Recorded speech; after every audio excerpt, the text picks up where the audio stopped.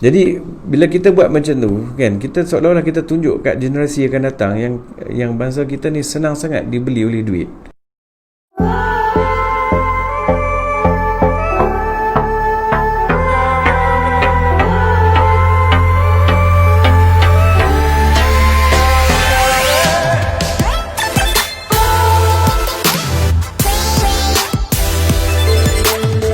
Assalamualaikum warahmatullahi wabarakatuh. Bersama kita hari ini lagi The Ummah Talk bersama Cik Lan. Bertemu lagi hari ni. Bertemu lagi ni. Dengan topik yang mana hari ni kita tengok orang Melayu berada dalam berada dalam keadaan tertekan dengan macam-macam perkara lah.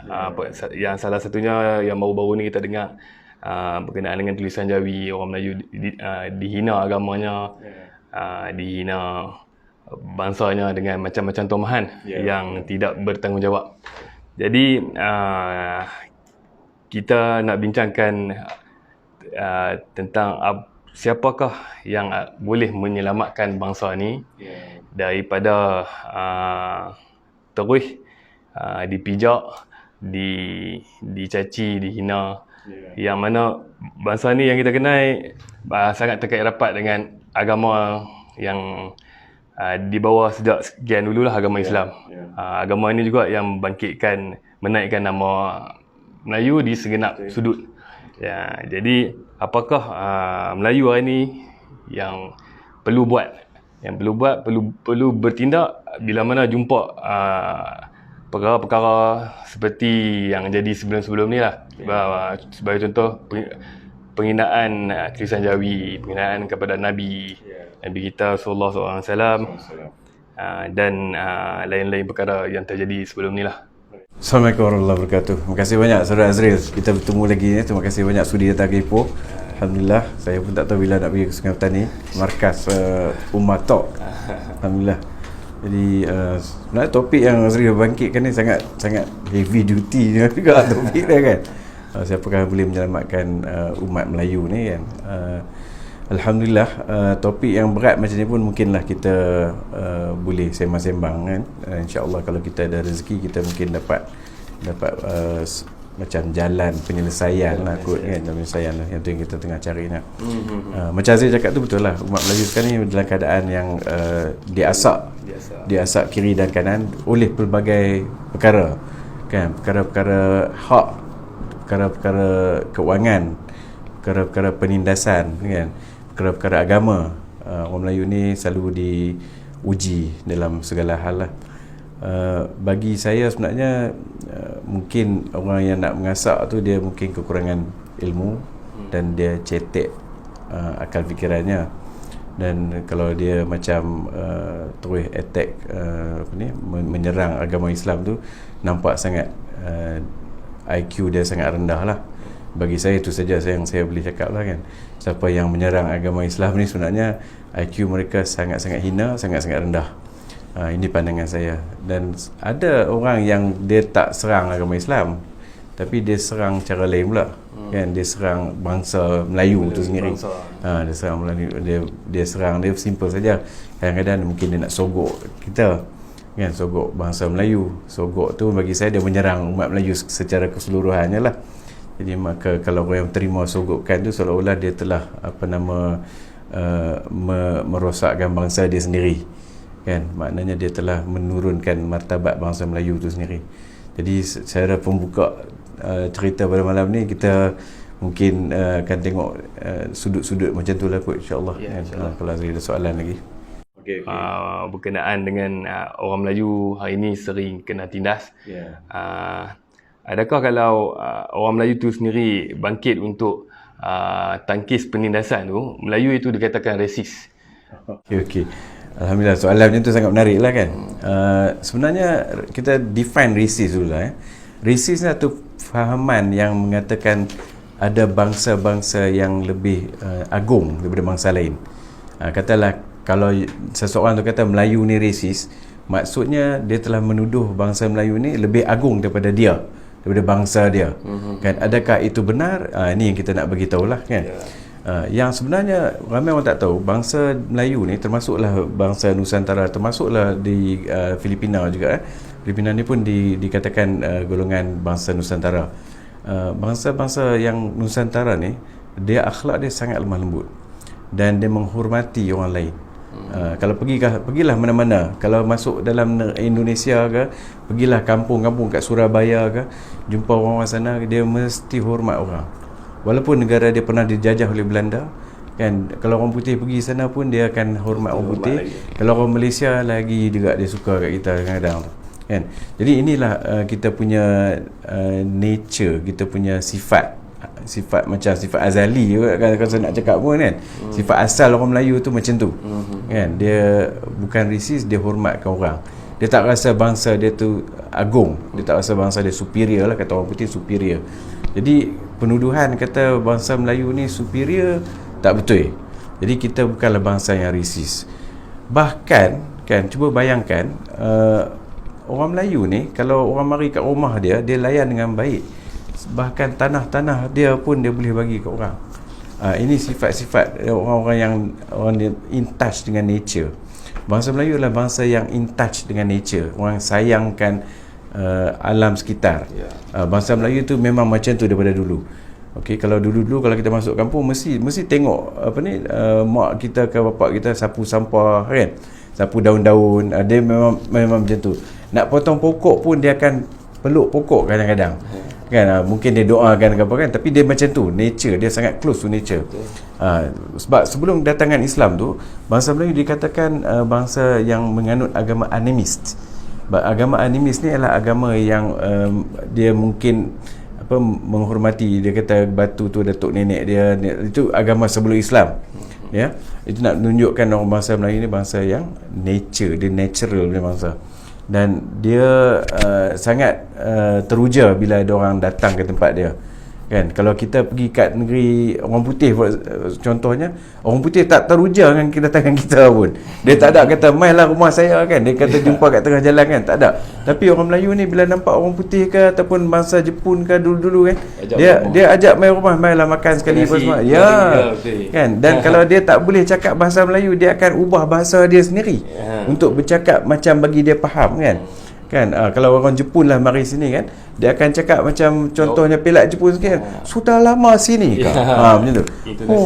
Dia kan dia macam ikut intonasi Jepun. Dan begitu juga dengan bangsa-bangsa lain, dia akan ikut intonasi orang tu. Itulah betapa lembutnya bangsa Melayu ni. Dan saya rasa sangat-sangat tak patut nak panggil bangsa Melayu ni bangsa yang agungkan bangsa dia. Dia bukan bangsa resis. Kan, itu jawapan pada saya lah. Jadi kalau katakan orang Melayu ni dia nak menyebut apa yang benar kan, apa yang hak untuk orang Melayu tu, sebenarnya dia bukan resist, dia cuma menuntut kebenaran.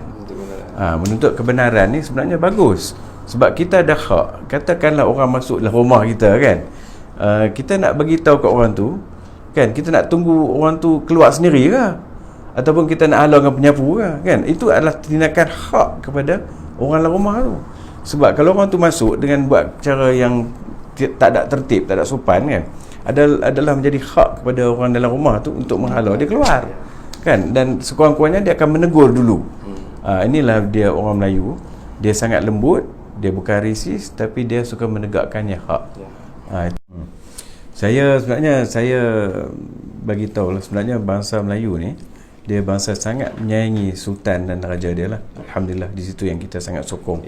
Kan, kita perlukan sultan dan raja kita sebenarnya, sebab mereka tu adalah penaung agama Islam di Malaysia ni. Mereka lah ketua agama Islam.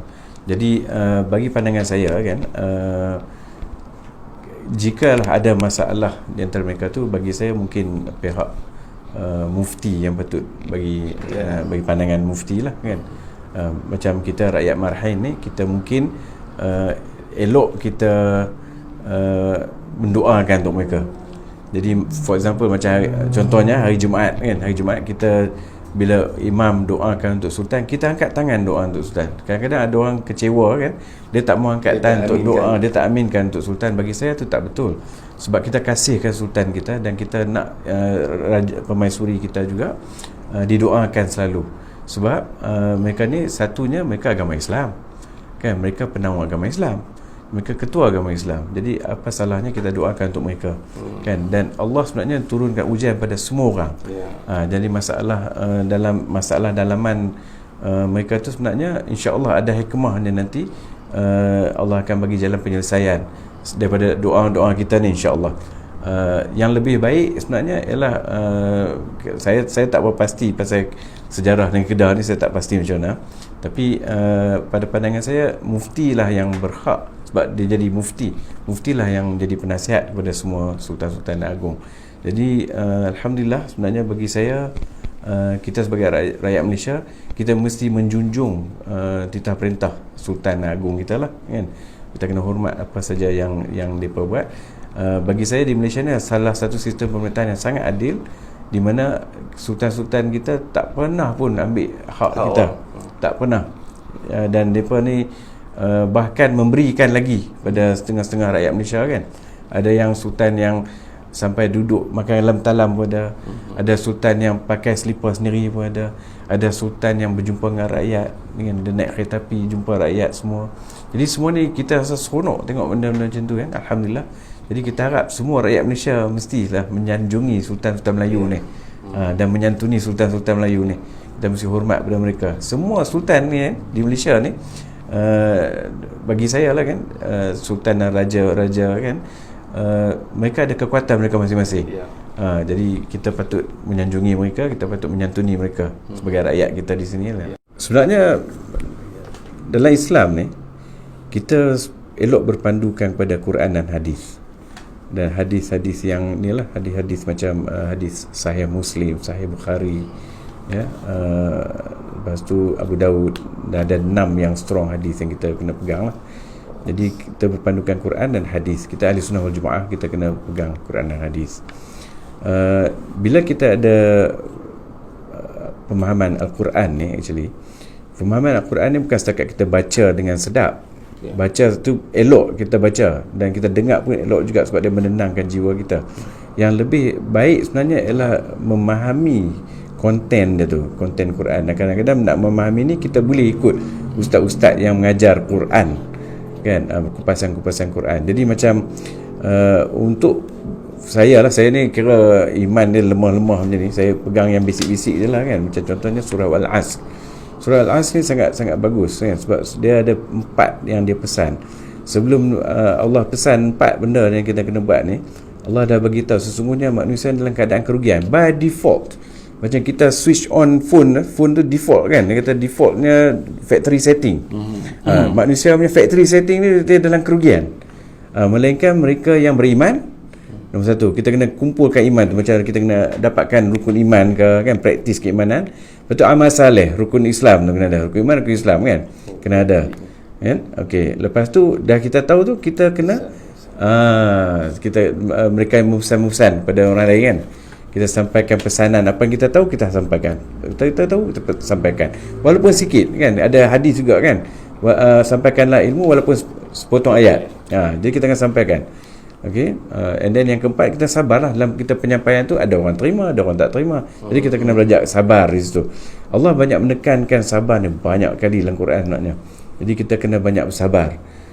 Bila kita ada musibah-musibah macam kita sembang tadi, ada orang tak amanah lah, dia pemimpin dan tak amanah, kita sebenarnya bagi pandangan saya kan, kita kena tegur dia, kalau boleh jangan dalam public. Orang secara seorang-seorangan. Ya, kalau boleh perseorangan, dan kalau boleh kita buat surat nak bertemu dengan dia. Kita buat surat dulu, kita bagi tahu kat dia kami nak datang, nak jumpa untuk perbincangan tertutup. Bila kita jumpa dengan orang tu, kita raikan dia dulu. Ya, kita raikan dia sebab kita datang, sebab satu pada hadis yang saya suka ni, hadis salam, kita sembang ni kan. Hadis salam ni sangat bagus sebab apa? Dia diriwayatkan oleh Husain, dia Rabai Husain Ibnu Salam nama dia. Husain ni adalah seorang Rabai. Rabai ni maksud dia macam dia punya padri lah kan. Dia orang Yahudi, jadi dia memang menunggu-nunggu kedatangan Nabi. Jadi bila dia mari tu, Nabi Muhammad memang in fact Nabi Muhammad sayang kat dia, tukar nama dia Abdullah ibn Salam. Jadi kan hadis ni disampaikan oleh Abdullah ibn Salam. Sebab tu dia dikenali dengan hadis salam. Sebab dalam hadis tu ada 4 benda Nabi kata. Berilah salam, okey, kemudian beri makan, kemudian jaga silaturahim. Silaturahim ni terutama dengan adik-beradik lah yang paling utama. And last sekali kan, solatlah ketika orang lain sedang tidur. Jadi 4 ni Nabi pesan. Masa tu kan Azril, saya tanya, suka tanya Azril ni kan, bila Nabi sampai ke Madinah, masa tu Nabi baru sampai kan, bila sampai ke Madinah tu, Azril rasa orang Madinah ni majoriti dia orang Islam ke bukan Islam? Rasa-rasa lah Masa tu bukan Islam. bukan Islam, majoriti bukan Islam. Majoriti bukan Islam. Tapi Nabi tegur macam tu pada semua orang. Maknanya Nabi ni sayang kat semua orang. Ya, Kan Nabi tunjuk kasih sayang tu. Yes. Kasih Kan kasih sayang, Nabi tunjuk kasih sayang tu dulu. Jadi maksud dia berikanlah salam. Beri salam ni bukan maksud Assalamualaikum saja. Dia sampai tu kan, dia jadi menceriakan orang tu. Kan bila dia menceriakan orang tu, bila tak jumpa dia rasa rindu nak jumpa orang tu balik. Kalau kawan kita so close dengan kita kan pasal kawan kita ni so peaceful. Jadi bila tak ada, dia rasa tak best. Bila tak jumpa kawan kita, rasa nak pergi jumpa lagi. Itu maksud beri salam kan. Salam bagi salam juga, tapi maksud dia lebih dalam daripada tu lah kan. Dan yang keduanya adalah kita bagi makan pada orang yang susah kan. Cuba kita bagi makan, tengok, tak kira orang Islam ke tak orang Islam kan. Pertama sekali manusia ni dia jaga food dia dulu lah. Makanan perut dia kena jaga. Sebab tu periuk nasi ni kan, orang jaga dulu. Orang sanggup buat apa saja demi dapat bagi periuk nasi makan untuk keluarga. Jadi apa salah kalau kita ni boleh bagi belanja makan kat kawan ke kan. Kalau boleh kita buat macam tu lah, no? And then yang ketiga, kita jaga silaturahim. Especially silaturahim ni dia lain sikit pada ukhuwah kawan-kawan. Silaturahim ni adik-beradik. Sebab dia dapat daripada rahim, maksud dia macam tu kan, daripada pertalian beribu. Contohnya itulah, dia pertalian pendarah tu kan, pertalian darah ya. Kena jaga silaturahim dengan saudara mara kita kena jaga. Sebab ada banyak hadis-hadis tentang penjagaan silaturahim. Yes. And then yang keempat tu, of course lah, yang ni susah nak buat, saya pun susah nak buat, tetapi kita kena try juga. Setahun sekali pun kena try, sebulan sekali pun kalau boleh kita try, seminggu sekali pun tak apa kan. Kita cuba juga try tu buat solat solat tahajud lah, maksudnya tu masalah dok. Tu yang bagi saya kan, bila kita nak bagi teguran kat orang tu, kita mari dengan salam. Kita bawa sahabat-sahabat kita, kalau kita nak tegur dia ni, dia pergi kutuk Nabi Muhammad kan, kita boleh buat report polis. Betul, sebelum kita buat report polis, kita bagi dia warning dulu, bagi tempoh seminggu. Contohnya, kalau hang tak minta maaf kepada semua umat Islam, kami akan buat laporan polis. Sementara nak bagi kata putus tu kan, kita bagi kata seminggu kita nak buat report polis. Jadi dalam tempoh seminggu tu kita jumpalah dia dulu kan, jumpa dia, tegur dia one by one, ambil ni kan, tegur dia, pergi ke rumah dia ke, bawa hadiah. Kata kami niat betul-betul nak bagi hadiah kan. Kalau kata dia takut nak makan, takut ada orang bubuh racun, jangan bawa hadiah makanan, bawalah hadiah macam apa ni, bunga ke apa kan, macam tu bagi hadiah kat dia. Jadi dari situ kita tanya dia kan, apakah maksud saudara bercakap sedemikian? Apakah yang menyebabkan saudara tertekan? Adakah orang Islam telah melakukan ketidakadilan pada saudara? Baru kita dapat tahu cerita sebenarnya.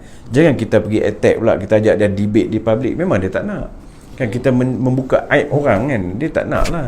Jadi kita cuba buat approach yang lebih baik, approach gentleman. Orang kata Islam dia ajak gentleman. Islam is very best religion in the world. Kalau orang amalkan Islam kan, kalau daripada zaman dulu lah, kalau kita amalkan Islam, bayangkan umat Islam ni, bangsa orang lain masuk Islam ramai kan. Macam mana Islam dulu, bangsa lain masuk Islam di China lebih daripada 30 juta umat Islam masuk Islam kan. Daripada keturunan dulu lah, Islam keturunan. Tapi hasil orang masuk Islam tu bukan sebab pedang, bukan sebab pergaduhan. Dan kalau kita approach cara pergaduhan, lagi dia akan lari. Sebab tu Nabi larang kita, sampai kan pernah jadi kan, Nabi larang kita jangan kutuk agama mereka. Kalau kita kutuk agama mereka, dikuatiri mereka mengutuk Tuhan kita, mengutuk Allah tanpa mereka sedari, tanpa ada pemahaman. Quran cakapnya tu. Jadi Quran telah membentuk akhlak kita, jadi kita kena bawa akhlak Nabi kita sekarang ni. Jadi cerita dia dah agak besar sekarang topik dia ni kan. Cuma nak mari balik pada apa nama Azri cerita tadi kan, macam mana kita nak menangani orang yang tak amanah and all that. Same konsep. Sebab dia seorangan kan, dia berjuang cara dia. Kita mungkin boleh buat berkawan dengan dia, kita buat pertemuan dengan dia dulu kan, kita jumpa dia, kita bagi dia. Dakwah ni sebenarnya kerja kita. Wal asri tadi kan, surah Al-Asr, dakwah kerja kita. Allah yang buka pintu hati, bukan kita. Tu cerita dia lah. Bagi saya tugas kita adalah untuk dakwah, teruskan dakwah. Dan bila kita memandu tu kan, macam saya cakap tadi memang kita nak marah sebab dia tak betul hak kita. Tak apa, kita khon. Sebab tu orang bubuh khon dalam kereta kan. Orang bubuh khon bukan kata untuk kita suka-suka kan, main-main ni, suka nak main, bukan. Khon tu hak kereta tu, hak pengguna driver. Jadi bila dikhawatiri akan menjejaskan pemanduan kita, kita kena pakai horn. Kalau kereta tak ada horn, kena pasang horn. Betul tak? Sebab itu hak kita ya. Jadi tak salah kita tekan horn dan kita bagi tahu kat dia, apa pasal Syekh buat macam ni? Kan? Hang kena cerita dekat kita, hang masuk pasal apa macam tu. Hang patut kena minta maaf balik. Contohlah kan, kalau kita nak bergaduh katakan kita kena bagi kita punya opinion dulu. Hang telah melakukan kesalahan pada aku. Cerita kat dia dulu dengan adil. Kan? Kemudian dengar kan, aku minta maaf. Dia tak mau minta, contoh dia tak mau minta maaf. Okey, dia tak mau minta. Aku nak masuk, aku tak terkencing. Kan? Usually manusia kalau kita pergi senyum kat dia, dia memang minta maaf. Sebab dia akan mengakui kesalahan dia. Kalau dia betul salah lah. Usually biasanya macam tu. Kecuali somewhere else kita buat kurang ajar kat dia dulu. Kan? Dan dia nak balas dendam, tu cerita lain lah. Sebab dia cerita yang mula-mula tu, apa benda yang berlaku sebenarnya. Sebab tu kita ni kena hati-hati dari segi macam tu lah. Kan? Hak-hak bangsa Melayu ni selalu dipetikai seperti agama yang dianuti bangsa Melayu, lepas tu sistem pendidikan, Macam Jawi, bahasa Jawi tulisan Jawi kan. Jadi kadang-kadang hari ni kita tengok orang Melayu bangkit lawan dengan ada yang tegah, ada yang dengan sendiri cara masing-masing. Jadi cara yang paling baik, cara yang paling agama kita tuntut macam mana kan? Okey. Saya suka beritahu sekali lagi lah, saya ni bukan orang yang berilmu dalam agama sangat lah kan. Cuma saya ada pegangan pendapat saya lah kan. Bagi saya Islam sangat cantik sebenarnya. Islam sangat-sangat cantik. Jadi bila kita Islam ni sebenarnya dia pegang kepada hak. Islam menuntut keadilan pasal setiap orang ada hak. Bayangkan mana ada agama yang ajar jiran dia ada hak ke atas dia. Tak ada agama yang ajar benda macam tu. Jadi Islam memberi penekanan pada hak. Oleh itu, kalaulah hak-hak orang Melayu itu dipersoalkan, kita ada hak untuk menerangkan hak kita pada mereka. Jadi cara nak menerang tu kena ada hikmah. Kita tak boleh main terus balas balik ke apa kan, mereka tak akan hormat. Orang ni tak akan hormat kalau akhlak kita akhlak buruk. Kena ingat tu. Bagi pandangan saya, Islam membawa akhlak yang mulia. Bila kita nak ajak orang, kita nak memberi pendidikan pada orang lain, dia mesti dengan bentuk akhlak yang dibawa oleh Nabi. Sebabnya akhlak ni actually pergi ke mana-mana sekalipun, akhlak ni lah yang menyebabkan kita gah. Agama Islam lah yang menyebabkan saya bangga dengan agama Islam. Bila saya pergi ke mana sekalipun, saya ingat saya orang Islam, maka saya tak segan nak semayang kat mana saya nak semayang. Saya boleh tegur orang macam mana saya nak tegur. Saya tak takut. Saya sebut thank you pun sebab saya tahu Allah bagi saya pahala. Bukan saya nak thank you kat dia sangat-sangat pasal dia bangsa sekian-sekian kan. Jadi bila Islam menggalakkan kita memuliakan orang lain kan, itu disebabkan Allah ajar kita, Nabi ajar kita akhlak macam tu. Bila akhlak kita cantik, orang tend to hormat kita. Orang akan lebih muliakan kita. Jadi kalau dia tu contohnya telah telah cuba melawan hak-hak raja-raja Melayu, hak agama Islam kan, hak-hak ni kita patut terangkan kat dia dengan cara yang baik. Kita memang hak kita untuk menerangkan, tapi cara nak terang tu kena ada hikmah. Again saya kata, you write a letter, tulis surat kat dia, kami nak jumpa hang, ataupun call dia, saya nak buat appointment jumpa anda Kan, kalau tak nak jumpa pun tak apa, kita jumpa luar pintu rumah pun tak apa. Kan, saya nak tahu penerangan, sebab kalau tak mau juga, tolong jawab soalan saya. Ataupun buat recording, tanya kat dia, kenapa anda berkata sedemikian? Kenapa anda menghina Nabi Muhammad? Kenapa anda menghina yang di-Pertuan Agong yang kami kasihi, kami sayangi ni? Cakap kat dia macam tu. Kami semua ni, majoriti ni, saya rasa 99% sangat sayang pada Sultan kita, Agong kita.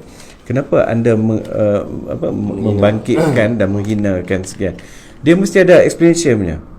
Dia mesti ada sebab dia buat macam tu. Jadi sebab itulah yang surah Al-As ni tadi meminta kita dakwah kat dia. Bukan kita. Kalau misalan kan, tanggungjawab kita. Kalau orang mencuri sekalipun dalam Islam, dia kena tanya, hang curi pasal apa? Kan, ada orang curi pasal anak dia tak ada susu. Kalau anak dia tak dapat nak beli susu, salah khariah tu. Dan sepatutnya dalam Islam dia tak boleh kena potong tangan.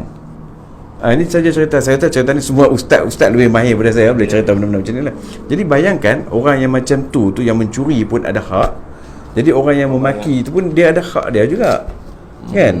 Apa sebab yang menyebabkan dia boleh kutuk ni? Dia mesti ada benda dia tak puas hati ni. Ataupun benda yang dia tak faham. Dia projek tak dapat ke kan? Dia tahu orang Melayu buat macam ni kan, dia start to attack orang Melayu. Lepas tu dia start to jealous orang Melayu ni ada dapat scholarship. Kan dia tak dapat scholarship, tapi sebenarnya ada juga bangsa dia dapat scholarship. Ada bangsa yang bukan Melayu dapat scholarship, cuma tak diceritakan.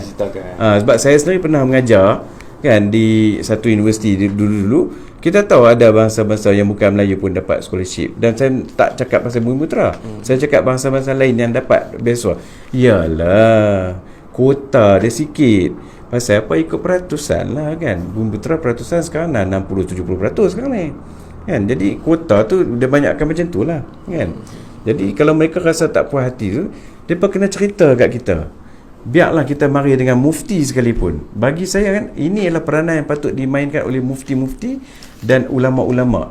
Jumpa orang-orang ni, turun padang terus. Kan, didik. Bagi saya mufti kena turun padang. Jumpa orang yang menghina Islam ni. Sebelum kita report polis, jumpa dulu. Find out dulu kenapa jadi macam ni.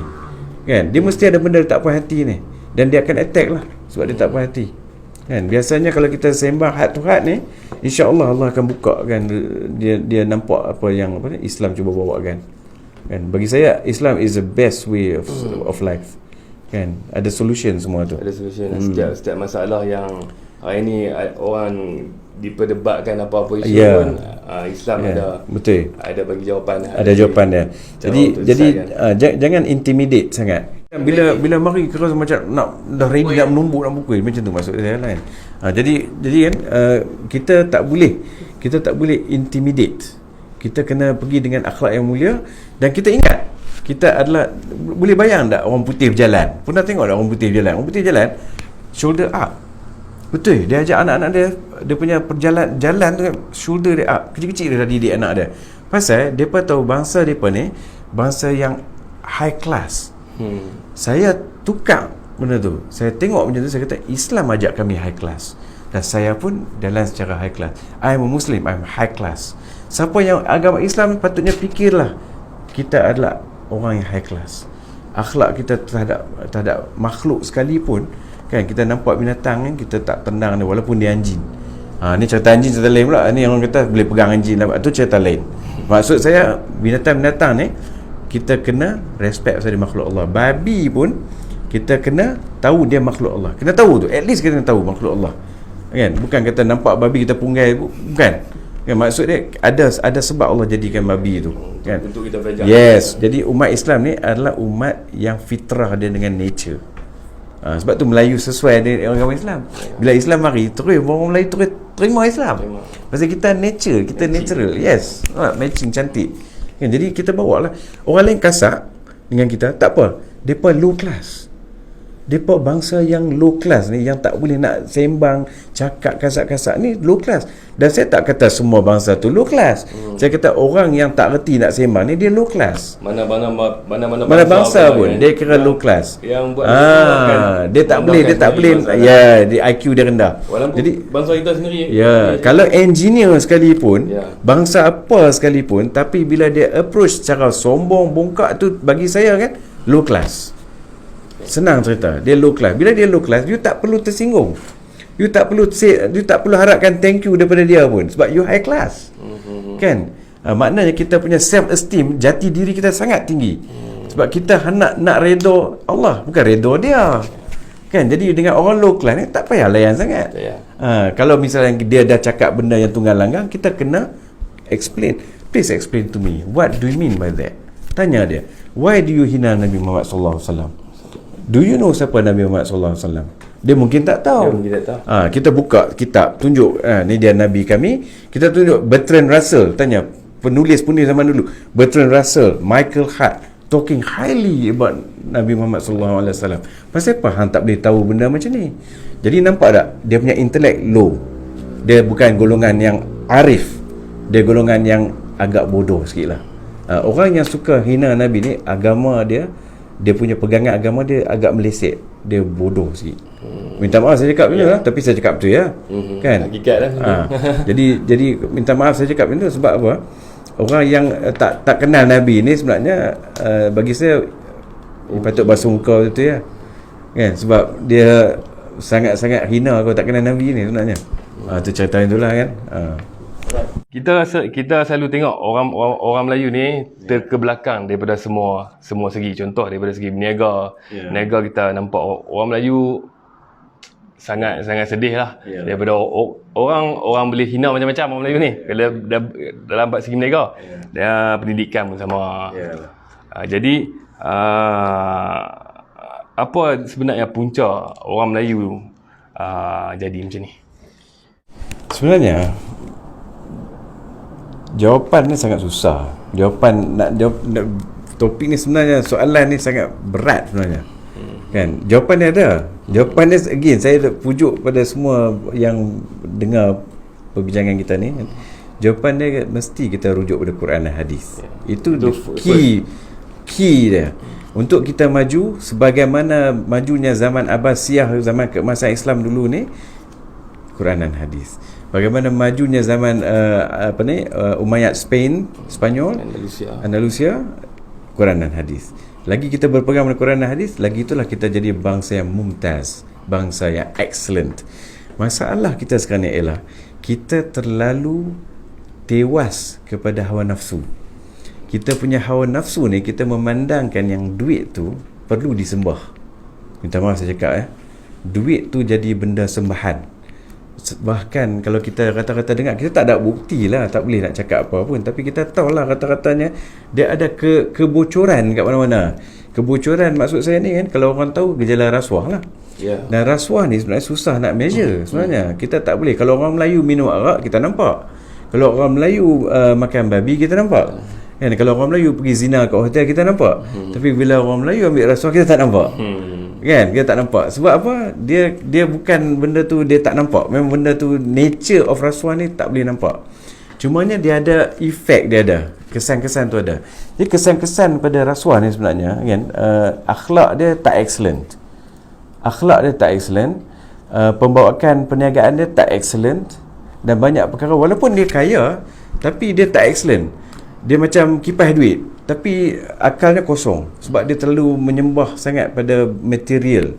Kan? Itulah yang Quran turun untuk kita. Quran sebenarnya Nabi bagi Quran ni dan akhlak Nabi dalam hadis tu kan, sebenarnya untuk kita, formula kita lain. Sebab formula kita sebenarnya ialah belief in hereafter. Formula orang Islam actually bukan to be here forever. Ada orang kata 50-50, dunia pun mau, akhirat pun mau. Tapi kalau tuan-tuan dengar kupasan Mufti Perlis, Datuk Dr. Muhammad Asri Zainal Abidin, Dr. Mazhar lah, saya panggil Dr. Mazhar.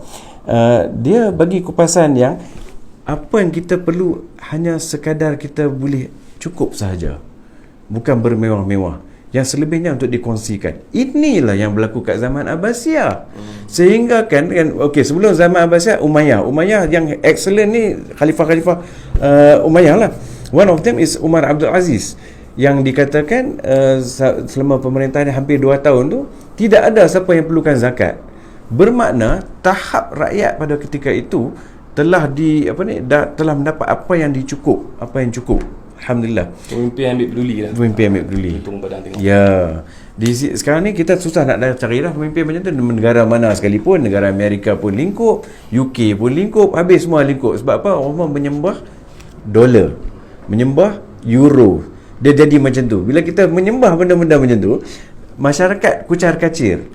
Kan? Jadi dia panggil benda-benda yang maksiat menjadi-jadi. Maksiat arak. Maksiat ni orang bila minum arak, aksiden lah, banyak pencabulan berlaku lah semua kan. Maksiat riba, kelang kabut, rumah orang tak boleh bayar kan. Bila ekonomi down, habis rumah tergadai dan sebagainya, dan anak-anak ni kena gelandangan dan sebagainya. Semua ni hukum-hukum dunia ni semuanya karut belaka. Dia tak ada happiness kat situ. Jadi bagi saya kan, eloklah kita ni hindarkan gejala rasuah. Jangan rasa rasuah tu boleh menyebabkan kita kaya. Kita kaya sat saja.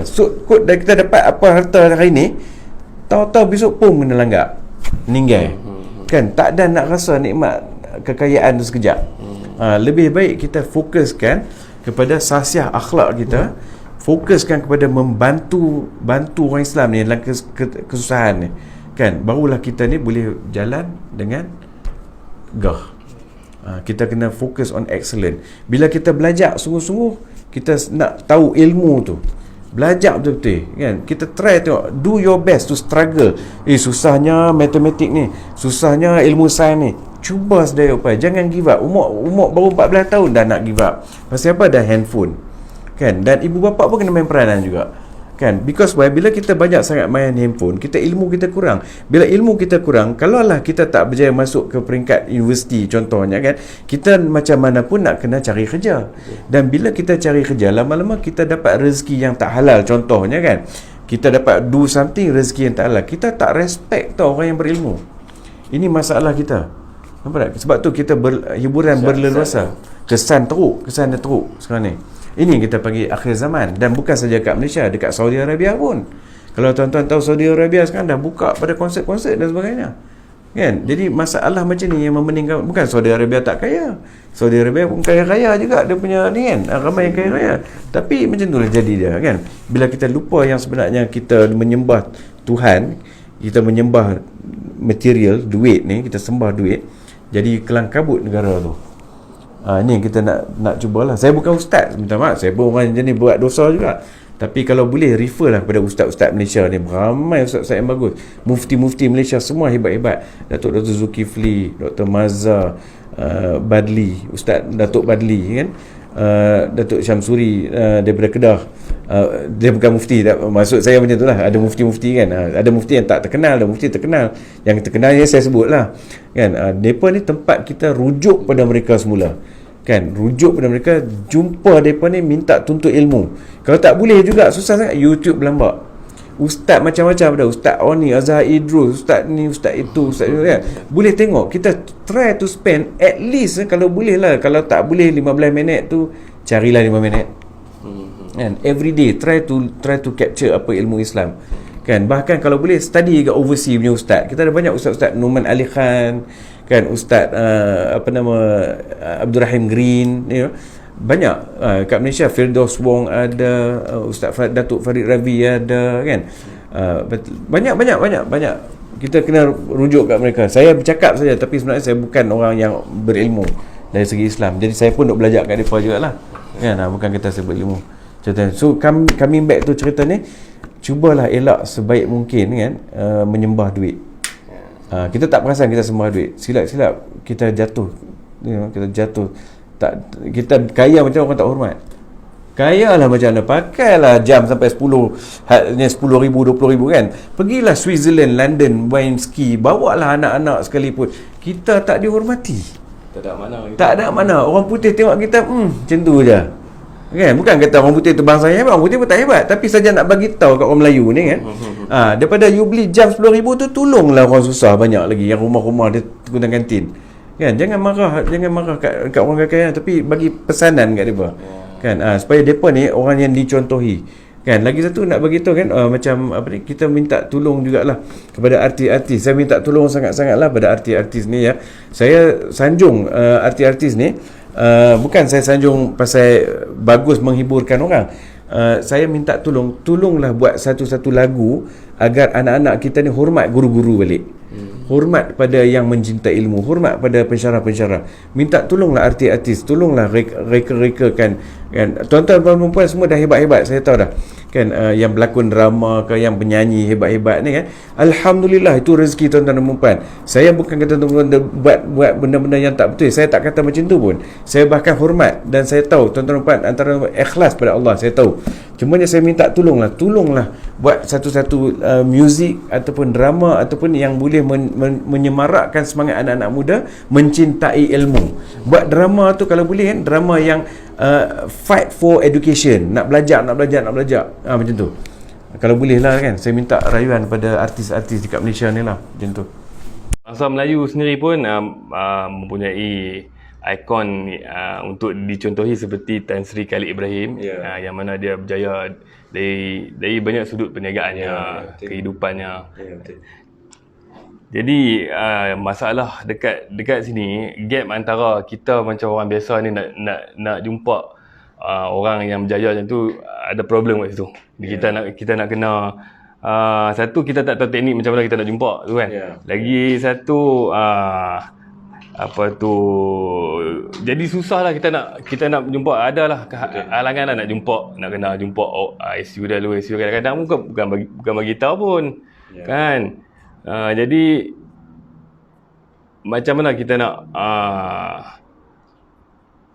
jumpa dengan ikon tu, kita nak ambil dia punya ilmu untuk kita apply dalam hidup kita hari ni.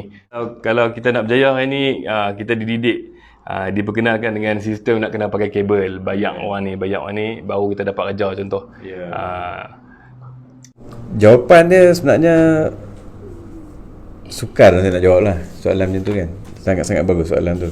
Sebab orang kata di Malaysia ni kalau tak ada kabel susah nak berjaya. And then orang kata kalau misalan tak pakai kereta besar-besar susah nak berjaya. Dia ada banyak lah dia cara dia kan. Orang kata kalau misalan bukan setakat kabel, bukan setakat kereta besar-besar, tak ambil rasuah tak berjaya kan. Dia kena juga kita, kalau kita tak bagi kita tak dapat projek. Dan kita dapat projek dapat kat orang bukan Islam. Ada orang argue macam-macam argument. Jawapannya basic balik. Go back to Quran and Hadis. Tanya diri kita sebagai orang Islam, apa yang kita nak sebenarnya? Kita nak keredaan Allah ke? Kita nak keredaan diri kita ataupun sanjungan isteri kita, kata abang pandai dalam niaga, ataupun isteri kita dipuji oleh suami, Timah pandai dalam niaga contohnya kan. Jadi kita nak cari keredaan siapa kalau kita nak berniaga? Kalau kita kata kita keredaan Allah, tunggulah. Bila kita sebut kita nak cari keredaan Allah, ujian sangat berat. Selalunya macam tu. Kan, contohnya saya tahu cerita kisah Ustaz Yusuf Estes, dia American, masuk Islam. Dia ni penyanyi nasyid Kristian. Macam itulah, penyanyi nasyid sangat popular, muzik sangat laku kan. Jadi kan bila dia masuk Islam kan, dia sampai ada kapal terbang. Kapal terbang kecil lah kan. Dia ada kapal terbang, dia ada rumah besar-besar. Dia sampai satu ketika tu harta benda dia suddenly dia tak mau buat dah benda tu kan. Jadi macam satu persatu barangan dia diambil, harta kemewahan dia diambil. Tapi pasal dia redha nak kerana Allah tu tadi, dia kena lalui perit dan getirnya perjuangan tu. Tapi alhamdulillah sekarang satellite dia dah balik semula. Dia boleh buat Guide Us TV. Satellite dia ditonton satu dunia. Sama juga macam cerita Dr. Zakir Naik kan, sampai ada Peace TV kan, dan orang pun dengki dengan dia. Jadi orang Islam macam tu lah sebenarnya. Kalau kita boleh betul-betul perjuangkan Islam kan, ayat Quran tak tipu, wa may yattaqillaha yaj'al lahu makhraja kan, macam wa yarzuqhu min haitsu la yahtasib kan, macam itulah ayat Quran tu. Jadi kalau kita betul-betul usaha kerana Allah kan, tawakal pada Allah, Allah bagi. Tapi perit getir tu kena lalu, sebab nak membersihkan diri kita. Nak kena banyak zikir kat Tuhan, nak kena minta ampun kat Tuhan banyak-banyak kan. Sebab kita mungkin kita dah buat dosa kan, dalam kita nak berniaga, sebab kita nak duit sangat kan, kita nak ni nak tu, nak cepat laju, nak cepat kaya kan, mungkin kita telah buat dosa ke mana-mana kan. Jadi bila kita niat dia nak mencari keredaan Allah, mulalah kita diuji. Jadi sebenarnya penggunaan kabel sebenarnya tak perlu untuk orang Melayu. sebenarnya. Sebab tu sekarang orang umat Melayu, walaupun banyak juga orang Melayu bilioner, kan, bilioner Melayu banyak, kan, sampai satu keluarga pun 3-4 orang bilioner juga kadang-kadang, kan, orang Melayu. Tapi tak ada gah. Orang tak heran, bawalah anak-anak pergi Switzerland ke, pergi London ke, kan, ada rumah 5-6 tingkat kat London ke, tak ada gah. Tak ada kebanggaan untuk orang Islam. Orang Islam tak bangga pun. Kalau misalnya, kan, kalau nak cerita kebanggaan lah, kan, bahkan kalau saya tanya pasal orang umur saya ni, kan, tanya siapakah dia Syekh Hamka, kalau pernah dengar nama Hamka, disanjung sampai sekarang. Hamka tu banyaknya ilmu dia tulis, dia buat buku dan sebagainya, kan. Saya duduk tengok Hamka ni masa saya kecil-kecil dalam TV, duduk cerita Hamka, tak faham apa pun.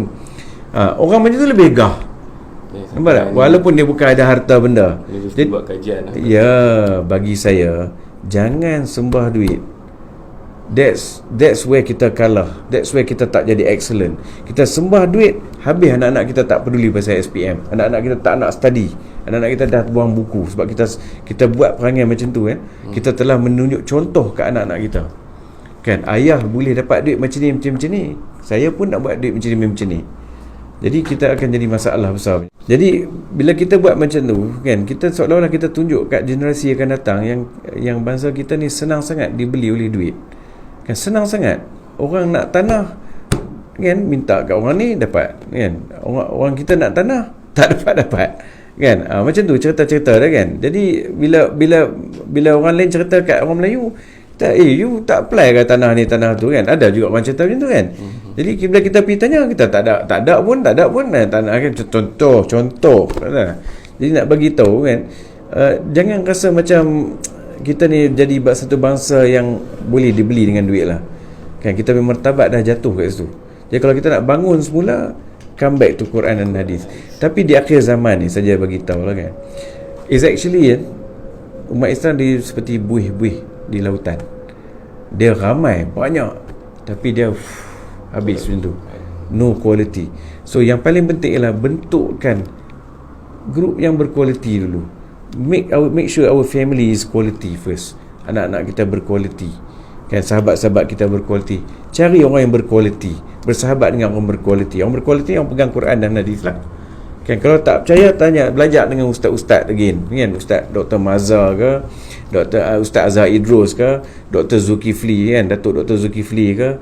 Learn from them. Mereka buat publish dalam Facebook so much information. Learn from them untuk jadi orang berkualiti, kan. Lupakanlah benda-benda yang kita ni boleh dibeli dengan mudah oleh orang lain. Biar orang lain hormat kita balik semula, insya-Allah. Ada yang contohnya macam Ustaz Abid Liu, kan. Ustaz sebenarnya ramai. Ada Ustaz Amin, ustaz yang hebat-hebat ni, kan, ramai. Dan mereka pun buat, ada yang open, ada yang senyap. Tak salah. Sebab Quran kata boleh yang memberi secara terang-terangan dan secara tak nampak, yang, kan, macam tu. Jadi tak salah macam Ustaz Abid Liu. Dia berjaya, dia boleh tolong orang lain, kan, dan dia buat cara yang Allah redha, insya-Allah, kan. Jangan persoalkan ikhlas dia. Itu antara dia dengan Tuhan. Kita tak boleh jadi hakim di situ, kan. Jadi insya-Allah kita, kalau kita buat betul-betul, Allah akan bagi. Kalau Allah tak bagi, Allah akan bagi kat anak kita. Kita usaha dulu secara perit dan gerih, perit dan getir ni kita cuba dulu. Kalau payah sangat juga, kata tak boleh nak pergi juga ni, tak boleh nak pergi, sabar redha. Insya-Allah rezeki untuk anak-anak kita esok terbuka luas. Yang tu yang pandangan saya lah, kan, insya-Allah. Okay, macam orang-orang kaya Melayu Islam kat Malaysia ni, yeah. Apa dia punya peranan? Apa untuk bantu golongan susah kat sini? Okey, baik. Bagi pandangan saya, kan, golongan-golongan yang telah berjaya ni, billionaire, multimillionaire, millionaires ni, kan, cuba bagi seminar percuma. Saya tahu setengah-setengah millionaire bila nak dengar daripada ceramah kena bayar 8,000, 10,000, 25,000, orang tak mampu. Cuba bagi ceramah percuma selama 3-4 bulan, dapat sebulan sekali ke, kan. Bagi ceramah dekat universiti agar mereka ni nampak jalan macam mana nak berniaga macam depa berjaya. kan. Sebab macam tu, ataupun tulislah buku kan, buatlah buku. Macam saya tengok macam Steve Jobs ada buku, Bill Gates buat buku, tapi orang kaya-kaya Malaysia ni macam tak ada buku. Saya pun tak tahu kenapa, apa yang depa malu nak tulis kisah hidup depa kan, saya pun tak tahu. Tapi kalau boleh lah kan, cuba cerita sikit macam mana anak-anak muda ni, cuba beri ceramah, sampaikan kat anak-anak muda ni, pasal depa pun teringin nak dapat berjaya macam macam orang kaya-kaya tu kan, macam multi millionaires kan, macam mana boleh sampai tahap tu. Jadi sudi-sudilah turun padang, jumpalah anak-anak sekolah kan, lapang-lapangkanlah time tu sebelum kita meninggal, kita share knowledge macam ni kan. Kita boleh meninggal dengan harta, tapi satu lagi, meninggal dengan ilmu sangat penting. Jadi kalau boleh orang kaya-kaya, orang Islam lah, orang kaya-kaya Islam ni, cubalah lapangkan masa, bagi ceramah sikit ke kat sekolah-sekolah ke, kat kolej-kolej ke, kat universiti-universiti ke, untuk anak-anak muda ni dapatkan tips untuk mereka kan, bagikan tips untuk mereka berjaya. Jadi saya ingat itu yang paling penting untuk orang Islam lah actually kan. Jadi pesanan saya pada billionaire lah. Dan kalau boleh kan, buatlah venture capital. Sebab saya tengok kat Malaysia ni, venture capital dia banyak bukan orang Islam. Venture capital orang Islam banyak di UK. Jadi bila yang kat Malaysia ni, saya tengok venture capital kan, mereka ada pool of funds, tapi orang Islam sangat sukar nak dapat funding untuk angel investor, susah. First round susah, second round funding susah. Saya tengok orang lain boleh dapat kan, tapi orang Islam susah nak dapat. Dan jika ada orang Islam dapat, dia kena ikut rentak orang bukan Islam, sebab dia yang bagi funding. Jadi saya minta sangat-sangat lah kan, yang billionaire, multi-millionaire, just give about total seorang bagi 1 million, letak dalam trust fund, panggil lawyer jaga duit tu kan, letak dalam trust fund, and then bagilah peluang pada pakar-pakar konsultan untuk perniagaan, untuk mencari siapakah dia yang boleh buat pitching for the business. Orang nak duit, teringin nak buat bisnes tapi tak tahu cara, dan jadilah mentor kepada 10 orang. Jadilah, pilihlah 10 orang kan, 1 millionaire, pilih 10 orang untuk mentoring. Buat satu gathering dekat mana-mana, bagi makan kat hotel, panggil anak-anak muda ni, atau anak-anak tua pun tak apa, macam saya ni anak tua lah kira kan. Panggil saya sekali kalau boleh lah, tak boleh tak apa, melawak je tuan-tuan kan, saya pun tak larat nak pergi dah dengar kan. Jadi panggil, dengar ceramah, bagi dia pun makan, and then sampai sembang-sembang, bagi idea dan sebagainya kan. Tuan-tuan tak akan hilang harta-harta tuan-tuan perempuan yang dah kaya-kaya ni. Tolonglah orang ni. Banyak lagi anak muda dan anak-anak tua yang teringin berniaga. Itu sajalah pesanan saya Nazrin pada orang kaya-kaya ni, insya-Allah. Okay, sebagai penutup, kita berterima kasih banyak kepada Cik Lan yang sudi berkongsi, memberi kupasan demi kupasan untuk kita fikir mana satu yang baik kita ambil lah. Okay. Jadi saya pun nak cakap sikit je lah pada yang siapa yang menonton lah. Jika bahasa saya ni terkasar bahasa atau tersilap cakap ataupun tersinggung macam mana, saya minta maaf banyak-banyak lah. Sebab saya pun orang yang belajar masih lagi belajar pasal ilmu-ilmu ni kan. Jadi bukanlah segala apa yang saya cakap tu benda yang betul. Jadi yang betul tu tuan-tuan ambil lah. Kalau tak betul tu maafkan saya banyak-banyak. Okay, sekian. Terima kasih banyak. Terima kasih. Assalamualaikum warahmatullahi wabarakatuh.